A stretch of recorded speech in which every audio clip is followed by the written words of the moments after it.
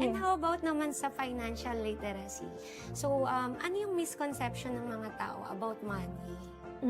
Misconception, we always hear this, diba, na parang money is the root of all evil. Yes. Yeah. For me, it's actually the lack of financial education is what causing us pain. Okay? If we're gonna be, if we will allow ourselves to be financially illiterate, okay, despite all the resources na meron, yun yung nagkukos sa'yo ng fear, ng doubts. Yun din yung naglilimit ng capacity mo as a person. Because what we have to understand is that money only amplifies who we are.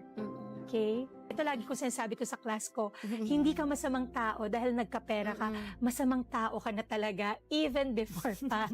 It so happened na na-amplify lang siya ngayon, mas napansin lang siya ngayon, it's because you have the capacity. Kumbaga, hindi ka madamot ngayon. Okay? Madamot ka na even before pa. Hindi lang napapansin. Ngayon, mas amplified lang, mas nakikita yung kadamutan mo. It's because nga, they are seeing that you have more naman. That you have something extra to give, but you didn't want to give. Yan. So, yeah. Oo. And to add lang, no, sabi mo kanina, karamihan sa tao is nagsasabi, money is the root of evil. It's the love of money. It's the love of money. Yes. But money affects the most important person. Everything. Diba? Yeah, everything in our lives is affected by money. Yeah. That's the reality. And I love money. Okay? I always say this. I have a really, really, really wonderful relationship with money. Yes. Money loves me and I love money. That's why it always comes to me in flow. I mean, flowing, okay?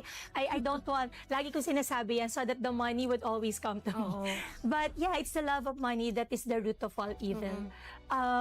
That's something that we really have to shift our mindset. And then, if you don't believe it, yeah, there's so many resources out there. Once again, go to YouTube, read a book, or follow all those thought leaders that we've been discussing a while ago, and you will also hear it from them.